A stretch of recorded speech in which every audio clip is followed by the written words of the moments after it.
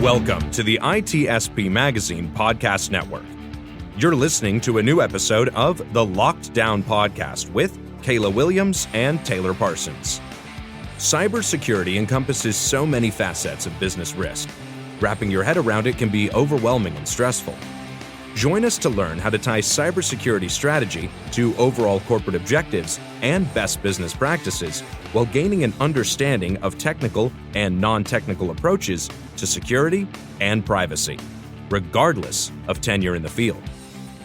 Knowledge is power, now more than ever.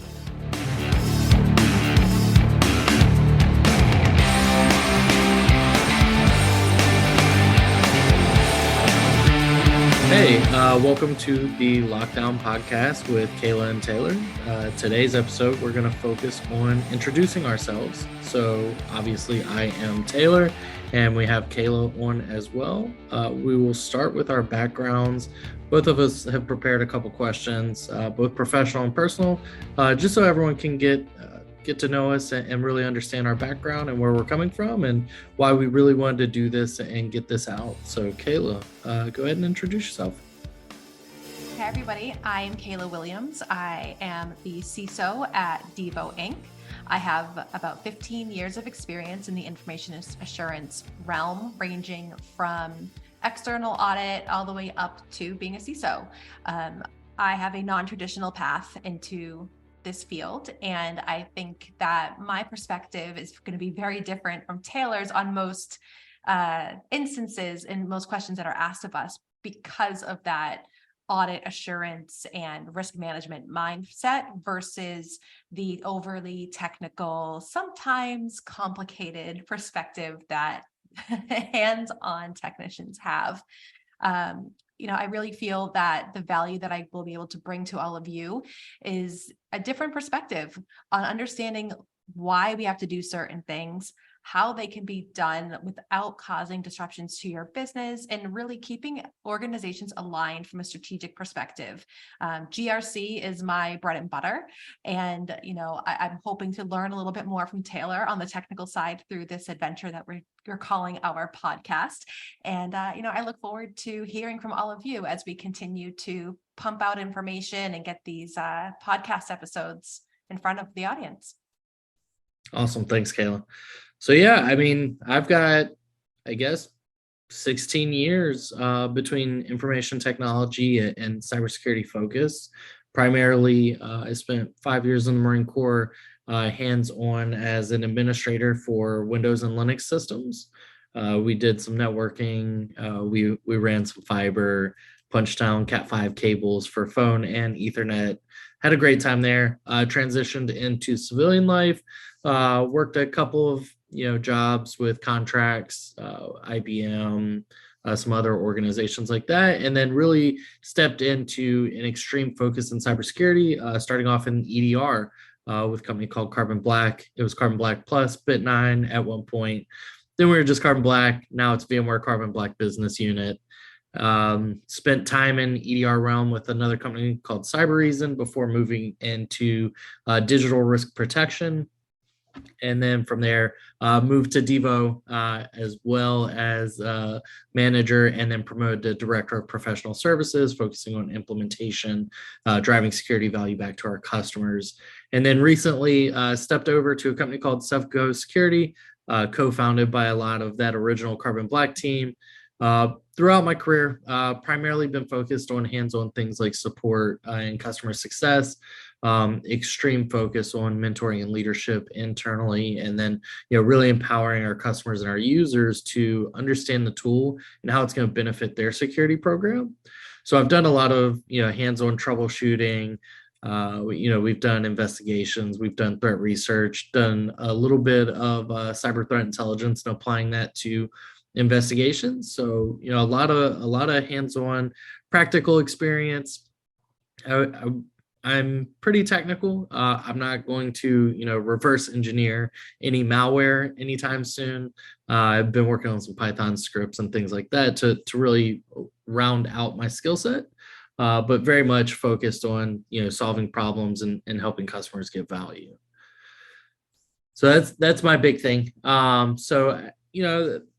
Again, very, very different. I've done a lot of the customer support stuff, customer success, really, really partnering. You've done a lot of the posturing and the guidance, making sure that Yeah. people like me are, guiding our customers and adhering to, not just our internal security policies, but global security policies, the PCIs, the GDPRs, the HIPAAs. So, I mean, I think, for our listeners and our viewers, you'll get that understanding that, yes, Kayla and I have worked together really well in the past. And she was actually a customer of mine at one point, worked with, her teams. But you'll get that good balance of, solving issues and also making sure that we adhere to the right guidelines when we're solving issues or making recommendations to our internal customers and external customers. Yeah, I think a lot of what's lost today is the tie-in to how security is not just a cost center. It is it's a driver, and that it comes with compliance for your customers. A lot of times you hear, oh, well, SaaS, we're not regulated yet, so we don't have to abide by anything. Well, that's not necessarily true, because if you have a financial services organization or biotech, medical of any kind, they're regulated and their requirements flow through to their third party vendors. And there's a lot of reputational risk that comes with not complying. And obviously there's a financial risk as well. You may lose that customer, but I really feel that overall, that information security or cybersecurity, whatever flavor you like, is really no longer this cost center that does not drive value for the business. Sure, tools are expensive and people in our field can be expensive as well. But the processes that are put in place through best practices and implementation of the security requirements to meet technical privacy laws or industry and even region specific security requirements really will help to bring in customers. So I kind of feel like that's a very outdated concept. And I know we'll definitely get into those discussions as we continue down this path of this podcast. With that being said, Taylor, I do have some questions I would love to ask you. Absolutely. Let's go. And for those of you that do know us individually or together, we like to, what they call in England, take the piss out of each other. I lived in England for a year, and I go back very often because of my family. But Taylor and I do that a lot. We take little jabs at each other, and it really helps, I think, to lessen some of the stress that we deal with, and being able to laugh at yourself and everything, I think, is really important. So with that said, Taylor, what's an insult that you've received that you're proud of? Ooh, an insult that I've received that I'm proud of. And your gingerness and your beard did not need to come into play here. I'll just yes, yeah. no, I think I think the worst insult that I'm extremely proud of is that I am one of the worst employees that ever worked for a previous manager. She and I, we actually had a great relationship, much respect to her. But she told me I was one of the worst employees that she ever had, because of my military background and some of my personal upbringing. As a child, I've got a certain drive, right? And I like to see things through. And unfortunately, that led all the way up to the day that I got married the second time. It was a random, Tuesday or Wednesday. My wife and I decided, hey, we're going to go to the courthouse and get married. So I put out on Slack, hey, can someone cover my on-call shift? I'm going to go get married. And so naturally, as my manager, she came back and she was like, what are you talking about? And I was like, yeah, we're going to go. Like, we're going to go, 6:00 tonight. We're going to go down to the courthouse. We're going to find a stranger to be our witness, and we're going to get married. And she was like, okay, cool. So you're going to log off now, right? And get prepared for the day. And I was like, no, like, I'm still in the middle of tickets. Like, we still have work to do. So she was very upset that, I wouldn't take the rest of the day to get ready to get married. And not only did I not take the rest of the day, I ended up coming to work the next day. So no time off. And she wasn't very happy about that, but we knew that we had upcoming time off. And it was an intimate moment between me and my wife that we were able to share because we do have 6 kids. So we were actually kidless at that point for the first time in I think 3.5 years. And so we knew we had time coming up to spend time together, alone and as a family. But she was quite upset that the day I got married and the day after that just kept working. That checks out. Yeah, I could definitely see that being something that you would do. Yeah. So yeah, I'll start with a personal question for you too. If you could do any job anywhere in the world for 24 hours, what would you do? I would like to be, I would have to say I'd like to do one of those hand diving for like scallops or like lobsters or mussels or whatever, for the day. Just so I could, I would like to do it in a good climate, not necessarily in February off the coast of Massachusetts. But I would like to go to the Caribbean or to any of the coral reefs in the Pacific Ocean and really just spend some time underwater, completely alone with my thoughts, which maybe not, I don't know. Yeah. But just surrounding myself with nature and calm. I feel like in my role, not just as a CISO, but as a mom, it's just constant chaos and constant noise. So that I think that quiet would be appreciated. And then just for that day, eating my catch, of course. But yeah, just for that day, because the likelihood of getting attacked by a shark, run over by a boat, bit by something that I shouldn't have been bit by, it just would increase substantially after that. So I think that would be the one job that I would want to do. And plus I'd love seafood. So cooking it fresh right from the ocean would be incredible. No, I definitely agree. 24 hours is a long time to gamble those odds. But hey, being alone with your thoughts, I think that's enough. Yeah, well, Taylor, we're both super pasty. So I think it would be really good for us to get like a based hand before we went and something like that. 100%. 100%. Yeah, no, I mean, I agree. The lonely part, that would be scary. Yeah, I mean, you obviously have a lot going on at home. I've got a lot going home between, kids and my zoo of animals that you guys give me a hard time for. And then, coaching youth football, taking that on. So I don't even know what alone looks like over the last couple of years. So if you get that opportunity, we'll definitely have to talk about it. Yeah. It's definitely it's like a dream, right? Just to be alone. So that sounds really, really nice to me. And sounds more and more appealing as I sit here and think about it. So I got a question for you. What is a common myth about your job? Ooh, so there's a lot. So I answer this in twofold, right? As I often get labeled as a cybersecurity professional. The professional aspect is what's in question for sure. I do know a lot about cybersecurity. One of the most common myths is that you have to know everything, right? We often talk about trends and analysis and training and new employees or up leveling employees, but we don't really talk about what their skill set is when they come in and what their expectation of duties are.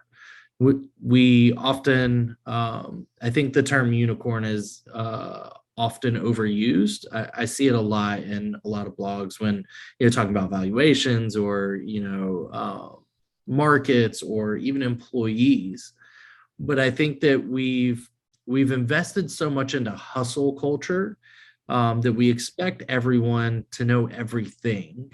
We expect every organization and even every business unit to have a jack of all trades.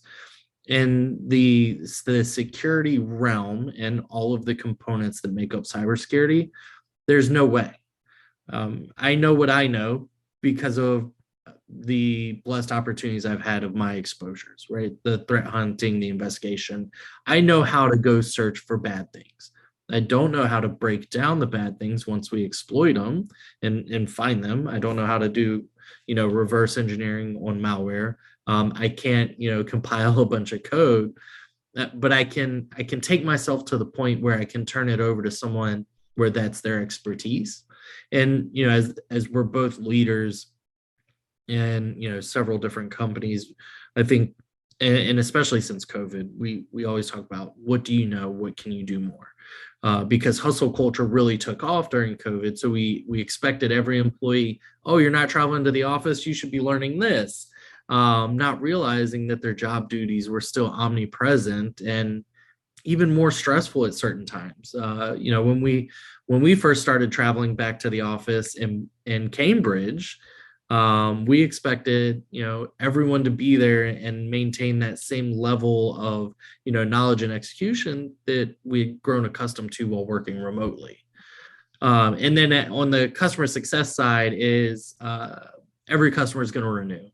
Right. I think that's one of the most common myths. Companies often set targets on net retention or annual retention or label retention, with the expectation that, you're going to be high 90s to 100%. For net retention, sometimes it goes as high as 130%.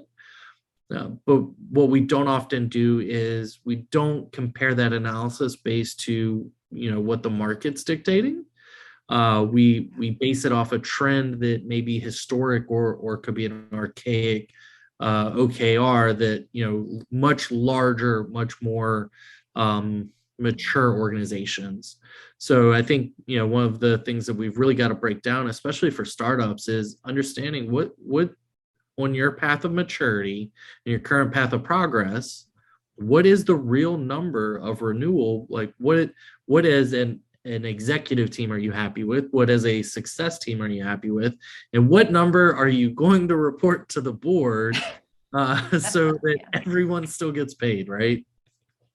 Yeah, absolutely. Yeah. And I think for companies rather that are in that early stage to, small business startup, even up through that middle kind of leading into being a large organization. That is a very common struggle. And really understanding that the goals that you set in January may look very different in July, October, November. It really depends. And being able to pivot, it's a phrase that I've been using a lot. And I guess it reminds me of Friends and Ross screaming pivot for like hours, but being able to pivot and being flexible is super important, and having the ability to recognize when you should is a skill set that's missing from all aspects of business, not just the executive team. I mean, like all teams. Yeah, no, I mean, you're right. It's key. And with that being key and talking about executives, I mean, firstly, I don't know that I've given you, really a public congratulations since you were promoted this year to the CISO. So first, congratulations, but that really does, pivoting it and, maturing your business really leads to my next question for you. And as a new CISO, what has been the biggest learning curve for you? Is it really pivoting? Is it, what as a new CISO, almost a year in at this point? Over a year. Is it? Oh, it is. Yeah, it's over a year. Yeah, it's over a year March. now. The biggest learning this year. I know how to pivot really well because GRC. I'll say, like that's just taught me how to be able to pivot. Like when I write a security framework or a policy framework of any kind, I don't say how to do things. I just say what needs to be done. So that pivoting is very simple. And I tried to make it simple for other organizations as well within the company. But I think the biggest learning for me is that I am not going to make everybody else happy, no matter how hard I try. I think it's also a personal lesson too, right? Like, I'm never going to be enough for everybody. For some people, I'm going to be too much. And honestly, who cares? And that's their problem. And, that's not like just speaking about like my personality, which can be a bit over the top sometimes. I'm very loud and very direct, and some people don't appreciate that. Very Northeastern. Yes. Yeah. But I've got the Englishness from my husband too. Sorry, he is English, not British. I get corrected all the time. And he's very direct. But, I found that there are some people who are like, well, why are you even a CISO? You don't have any technical hands-on experience. You haven't written a line of code. Like, how can you tell me what I should be doing? It's like, okay, you're right. I haven't written a line of code, which actually technically I have, because I did it at the Museum of Science in Boston, but whatever. I can tell you what to do because I have read books. I have understood the laws and regulations. I've read ISO cover to cover so many times. Like, I know application security. I know software development security. But if you have a CISO who is hands-on doing coding, you've got bigger problems. Your CISO shouldn't be doing that. And while I'm not technical and I may not completely understand the jargon that's being thrown at me and things like that, I have surrounded myself with all women, by the way. Happy Women's Month to everybody out there. But my leadership team is all women, and they're technical, and they and their team support me because I'm a servant leader. I'm very empathetic. I try to be, at least. Sometimes, obviously, you can't. But my team are very smart people, and they all will come to me and be like, that doesn't make sense. It doesn't work that way. And we have a conversation, and I'm constantly learning from all of them. And I think because of the naysayers and the people that have said to me like, oh, well, you're not technical, you've never done this before, you can't be a CISO. I've learned to have like that thicker skin and, just let it go. Like, you know what? I am here. I am succeeding. I'm the CISO you can put in front of a customer that can talk about how something, your product, or, our best practices or whatever it is, can help your organization, because I can decipher like the business requirements into functional specs and vice versa, and build those communication bridges so that the executive team can understand the deeply technical speak and vice versa. And that's actually a very underappreciated skill set across the board, not just in security, I think everywhere. And being able to tie an OKR, objective and key results, or a metric, or a data point, or insert synonym here, into how it drives business value is something that every person should know how to do. Yeah, I think a lot of times, as a security community, we get very lost in the what have you done for me, not where can you guide me, right? We the term celebrity CISOs, right? A lot of those celebrity CISOs have been very technical in their past, very technical.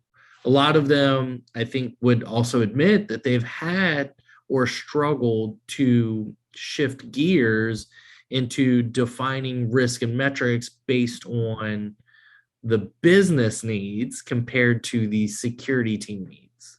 But I agree with you. If your CISO is responsible for your firewall, or your CISO's, writing lines of code outside of, the practical norms of fun or keeping their skills sharp, but actually, applied principle for your business, there is the potential that there's greater risk to that organization, because oftentimes, as a developer, as an engineer, you get singularly focused into a task, and you could end up missing things.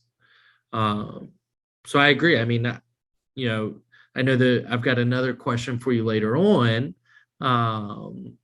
but I think that your shift into the CISO role has been 100% unique, And I know that we've joked about it, but in all of my research and my LinkedIn sniffing, I haven't found, a extremely hyper-focused GRC backed CISO. So I would almost bet that, you might be the first one.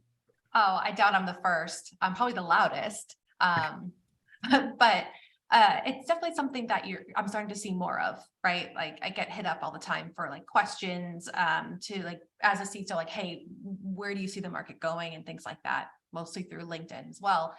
And a lot of companies are starting to see the value that GRC, governance, risk, and compliance, for those that don't know, how that discipline really can impact an organization. And it tends to sit under a CISO to start because a security team has more of the discipline and the procedures just due to the nature of our business. But then it tends to move out from under security and into a CFO or a COO organization and help to spread those principles across, especially if you don't have an enterprise risk management function or internal audit to help you hone those areas. GRC is the place to start. 100%. Yeah. All right, my turn to ask you a question. If you could have coffee or beer with any historical figure, who would it be? So, I used to give the bread and butter answer of, someone like my grandfather, right? Grandfather was in Korea. He did, he did several things. It used to be like my generic answer because I wasn't really sure.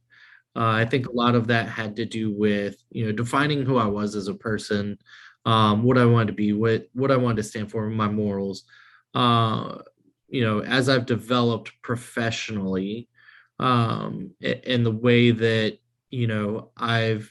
I've dealt with certain situations and grown my career, I think for me at this point is someone like Jackie Robinson or Jesse Owens, someone like that, someone who broke barriers, which you have obviously had to do as a woman in tech, right? We know what the environment looks like. We know the things that have been said, the terms like good old boy network, that type of thing. And then obviously as a white male, there are certain barriers that I've not had to break. But what I've done is I've invested in my EQ. I've worked cross culturally with companies in Israel, companies in England, companies in North Africa, South Africa. I've got, great military leaders that helped me experience a lot of things and a lot of different leadership styles. But there are certain things that, I know that I could be a better ally doing, or I could present better, or I could, really focus on maturing other people to see certain things and see disparities. It's kind of funny, when I was at Devo, we actually had a recruiter who was both very loving towards me and frustrated with me because of my hiring practices, because of how out of the norm I do things. There were a lot of requirements that that I think eliminate the possibility of women applying, or people of color applying, because statistically, if they don't match all of the qualifications, they're less likely to apply. So rewording job descriptions, giving those interviews to people that have more junior resumes that often probably haven't been given the opportunity to gain experience, or even gain the experience of interviewing, so they're not well prepared to really talk about themselves.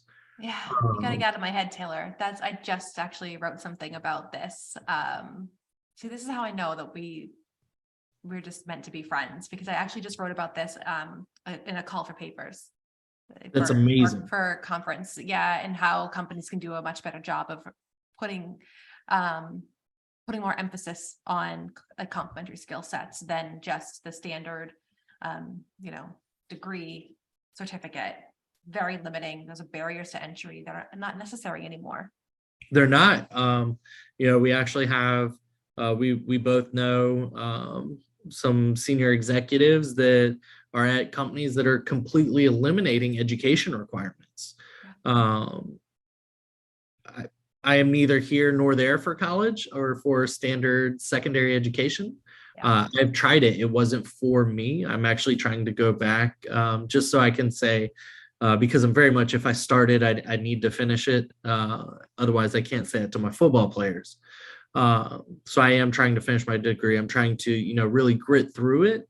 But it's not, for me, it's never been a barrier lacking that education. Now, granted, yes, I had a military background that did open a lot of doors for me.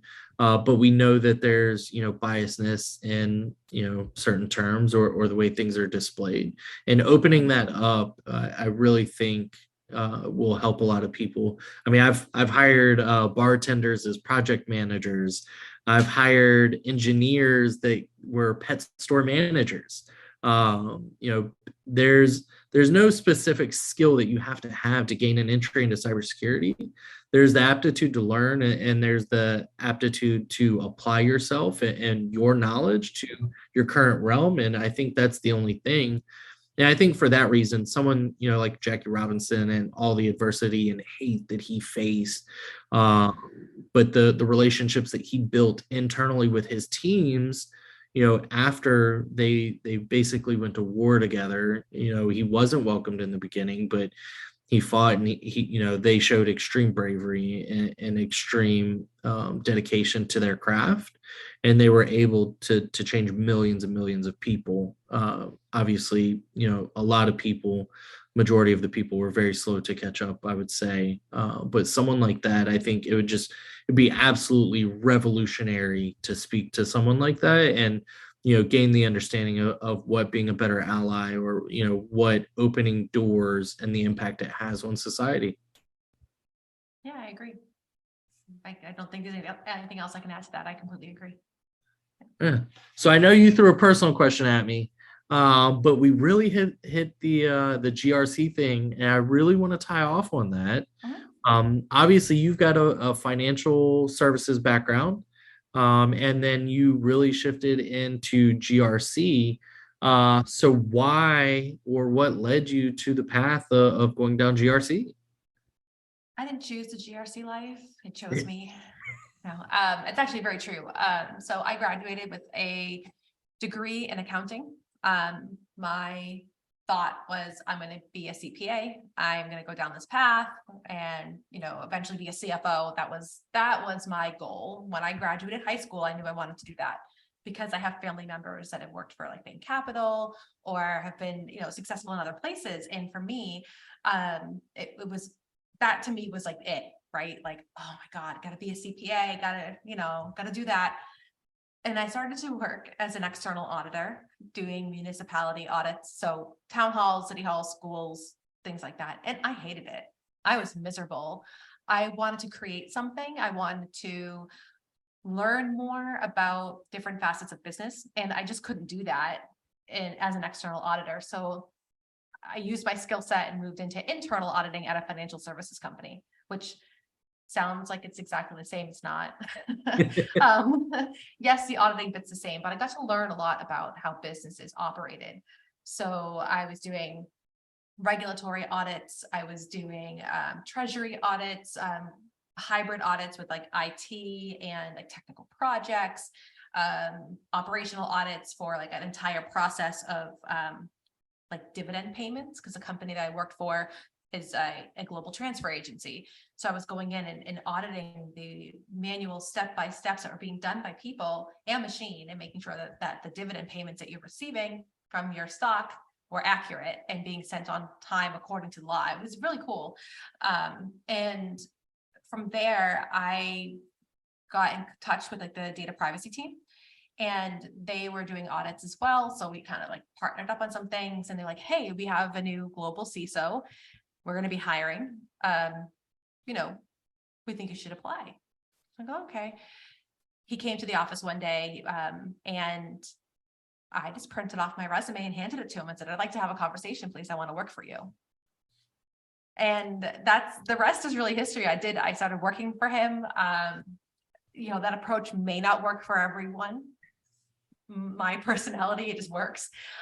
So, I had that conversation. I started working for him within a few months. I had to finish up the current audit I was doing. And within 3 months of working for him, I got my GISF from SANS, which is like that Foundational Information Security Certificate. I think it was like a 301 was the number. And then, so that was actually, I started working from him in March. And by the end of July of 2013, he had offered me the opportunity to move to England and work more directly with his executive leadership team because he saw leadership potential. And I said, yes. So by November of 2013, it was November 15th, I got on that flight, my first time going to England, moved over there by myself. My 3-year-old daughter was at home with her dad, and I just went. And I spent the year there, and I got promoted in that time, became the global program manager, helping with a global transformation project for risk management. So it became like information security and enterprise risk in one function. And that's really where the GRC piece came in. And that gave me a lot more experience on risk registers, risk profiles, how to quantify risk, build out an entire, really from it was like a rip and replace of an entire global program. And I did that for a couple more years. And then I was like, okay, there's really nothing else here for me right now. So I became the GRC director at LogMeIn, which is now GoTo. And I helped to establish their first GRC function there, reporting into their CISO. And it was, at the time, the portfolio was 22 or 23 SaaS products, all doing something very different. And we brought in risk. We amplified the focus on compliance management. So it went from having just a SOC 2 into having 4 ISO certificates. Those businesses spun off, going through an IRAP certification, which is really a risk assessment for the Australian government for one of those businesses. Got a little stagnant, and I said, okay, what's my next challenge? And I moved over to Devo as their VP of GRC, where then I became the CISO from there. And that was not my plan, not yet, at least. It was just, I was given the opportunity, and harking back to the trip to England, it was like, sometimes you just have to say yes and work it out as you go, because you don't know when the opportunity will ever present itself again. And that's exactly what I did. I was like, yes, I do want to move to England. I want this experience. Yes, I want to be your interim CISO. I want the experience. And luckily for me, it's worked out. There's been a lot of bumps along the way, of course, a lot of ridicule. I mean, being a 26-year-old mother moving away from her 3-year-old daughter, you can't imagine the vitriol that was spewed in my direction. Still to this day, I have to justify why I did that. But then I look back and I say, she was 3, she doesn't remember it. And look at the life I've been able to give her since. So you're damned if you do, you're damned if you don't. But the GRC life definitely chose me, and it's gotten me to where I am. Lots of blood, sweat, tears, anxiety. But it's absolutely been worth it. That's amazing. I mean, and obviously you don't need any, confirmation or,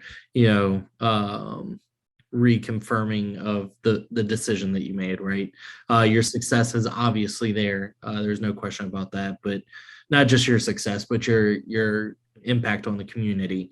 You've groundbroken 2 completely brand new GRC departments in 2 different companies. Yeah. Great success there, helping with those spinoffs at GoTo.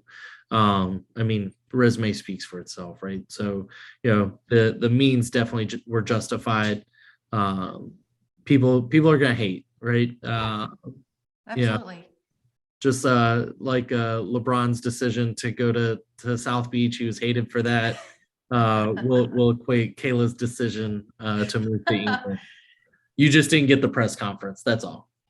Sure. I don't know. I don't think I belong in the sphere of the king there, but thank you. I guess I'll take it. And then my last question for you, Taylor, is at what time of day do you get your best work done? Oof. And I ask this because I know your life is chaotic and my life is chaotic, but I sleep a hell of a lot longer than you do. So Yeah. So, I mean, luckily I've been in positions where, for the last, I'd say 9 years, probably going on 10 at this point. I'm getting old. But for sure the last 9 years, I have not worked a 9 to 5 job. So I've not had a set schedule for going on a decade now. So for me, got a lot going on, got a lot of kids, got a lot of animals. So there are quiet moments in the day that I get my best work done. Typically, right when the kids leave for school, I'm getting work done. So usually between 6:30 and 8:30, I'm getting a lot of work done, right? And then I get to that point in my day where I'm like, maybe I should go for a walk, or maybe I should really pour another cup of coffee at this point. So I'll take a little bit of a break about 8:30. Sometimes I go to the gym, whatever it is, but really just break up my day. And then I'll go about, customer meetings, things like that. And then I'll go to football. Right now we're in our 7v7 season because it's spring. But starting in June, we'll start working up, football camps. We'll take time off in July. We're actually taking a lot of time off because my daughter is going to Taekwondo Nationals. She qualified. She's North Carolina champion. So go down there, watch her spar in July. But typically during those times, I'll have my customer meetings where I would say I'm not really productive. I think you'd agree. Customer meetings are great for solving problems, building relationships, and completing objectives. But for your actual work, sometimes you just need that downtime to really focus on executing. A big sweet spot for me is like 9 p.m. to 11 p.m. Sitting on the couch, I've got noise in the background, but the kids are asleep, or they're finishing up their night, playing PlayStation, reading, texting, whatever it is kids do these days besides Minecraft and go to school.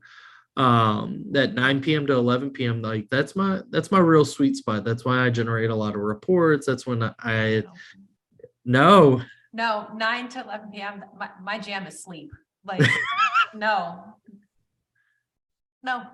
But I'm just going to interject that and say no. Yeah. But I mean, I get a lot of downtime during the day too. So, when I don't have customer meetings, I'm typically, if I'm not working on something, I'm not at my computer. So I spend a lot of the day doing other things like cooking or cleaning or, really relaxing. So my day's broken up a lot. I really can't complain. So if you're not in a 9 to 11 type of person, I'm thinking what, 5 to 7 a.m. No, I'm still sleeping. No, I'm not a morning person either. No. I would say my best time is probably like 11 to 2 p.m. And that's only just because I'm not tired. I'm not being bothered by my kids. I'm just able to sit here in my office and get stuff done. Even if it's like the calls, that's okay. I'm more alert during that time. I'm caffeinated already. I'm good to go. I haven't had lunch yet, so I don't have that like 2 p.m. slump. Right, that nap. Yeah, right. Yeah. But no, I'm better 11 to 2. And then, some nights I work later than others. I'm also a Girl Scout troop leader for my daughter's Daisy troop. So every other Wednesday, I'm out of the house. But definitely from like a functional perspective, it's that sweet spot there. So that is a key time period. I'll counter though, 11 to 1, and I just kind of continued this 11 to 1 when I was in the Marine Corps. That was when you really went to like do your own PT, or for a lot of us, we would go play basketball. So we would take our chow time, because it's still called chow. We would take chow, probably jog to the gym depending on how far it was, or get in the car if you're feeling kind of lazy. Hydrate up and go hoop for a little while, and then really about 12:45, you're kind of rushing out of the gym, wiping off the sweat, throwing your blouse back on, get back to work. And then really we'd spend 1 to 2 just eating. So that 11 to 2, 11 to 1 time period's a little sacred. I really don't like to work then. It's kind of funny though, because at my current company at Sevco, our company all hands, because we're still small enough to do that. It really is a blessing to be able to, bring almost everyone on a call every day and really just say, hey, what's the business need? What do you need? What are we doing right? What are we doing wrong? And that's something that we, I think in a future episode, we'll really talk about, like company meetings, company culture, things like that. But it's funny because not most, but a lot of us are, military veterans. We got a lot of Air Force guys, a couple of us Marines, a couple people from the Army. We call them soldiers. The company meeting is right at 11 o'clock, and it's like a 15-minute pass down. I'm like, guys, come on. I'm supposed to be at the gym. I'm supposed to be doing something else. You can tell all the military guys, they're all kind of antsy at 11. Like, no, let's go, guys.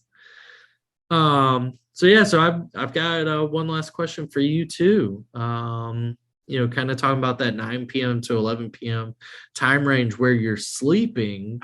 But obviously you lead a global CISO organization. What keeps you awake at night as a CISO? What wakes you up at 1 o'clock in the morning when the rain's coming in and you're like, oh man, did we do that? Yeah, for me lately, it's not 1. It's been 3:45 to 5:15 for the past several weeks, almost like clockwork.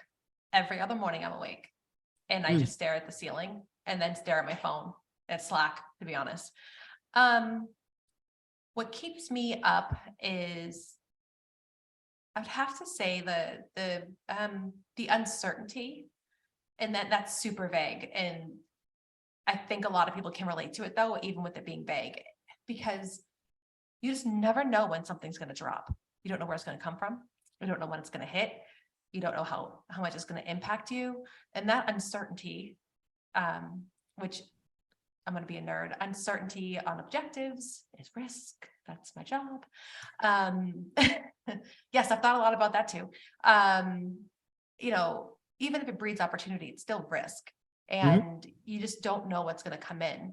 And over the past several months, with the LastPass breach, the mass layoffs across our industry globally, it's like there's more people that are out there that have an opportunity to target anybody in any industry, and then that vulnerability that no one knew about gets exploited, and then it's all hands on deck, and it's like Log4j all over again, or SolarWinds all over again. And that agita is like, oh my God, like when's it gonna happen? And yes, I see a therapist occasionally like to talk about these things. But I think the disrupted sleep is because, have we done enough? Are we prepared? Can we pivot as easily as I mentioned before? Are we going to be flexible? Are our teams, our upstream and downstream dependencies going to be flexible? Are they or have they just, is it rigid in what they're doing, and they just don't know how, because they've never had the license to do so? What does that look like?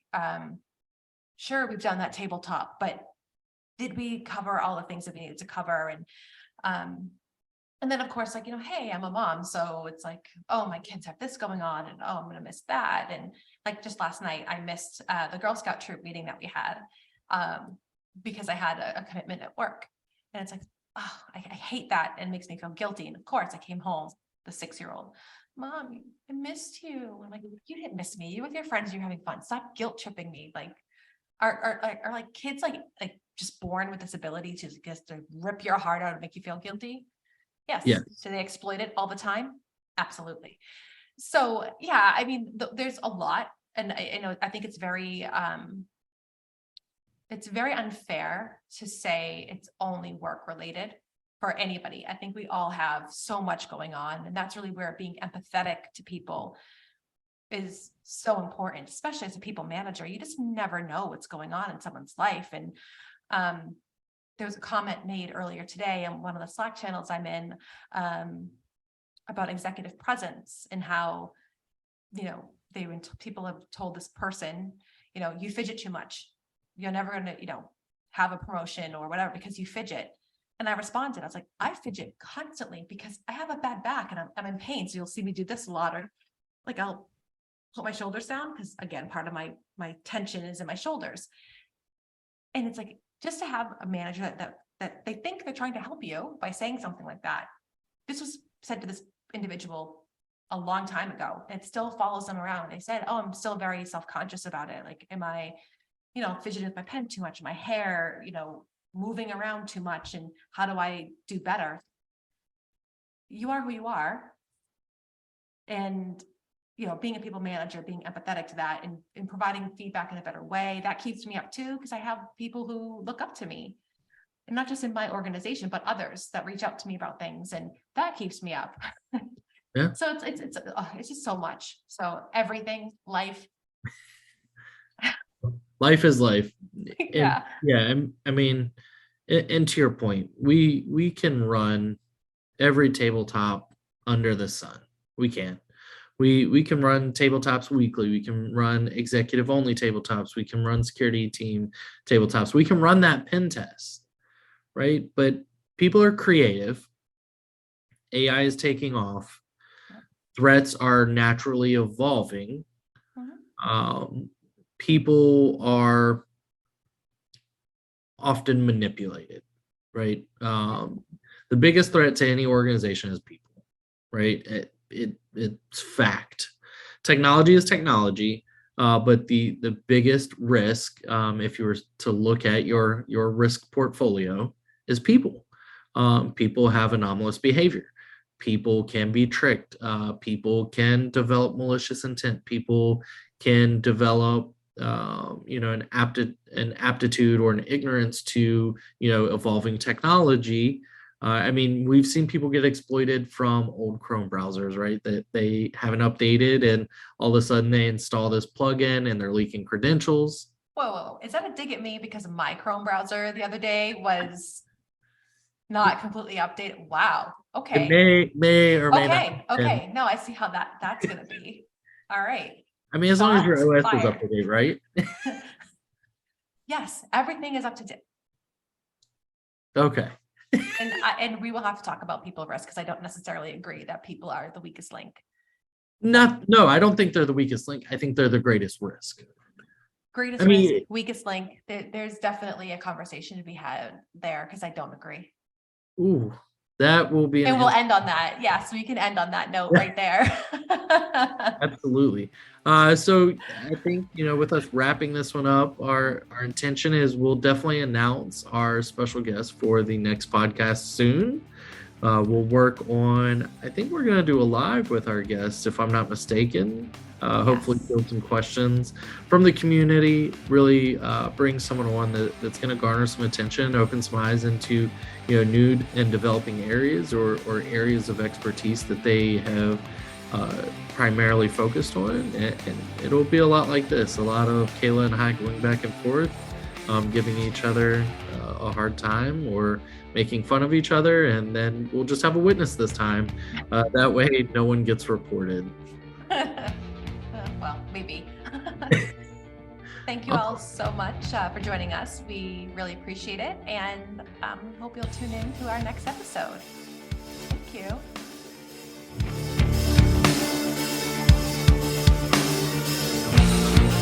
We hope you enjoyed this episode of the Locked Down Podcast with Kayla Williams and Taylor Parsons, part of the ITSP Magazine podcast network. If you learned something new and this conversation made you think, then add this show to your favorite podcast player, subscribe to the ITSP Magazine YouTube channel, and share the ITSP Magazine podcast network with your friends, family, and colleagues. If you represent a company and wish to connect your brand to our conversations and our audience, visit itspmagazine.com to learn how to sponsor one or more of our podcast channels. We hope you will come back for more stories and follow us on our journey.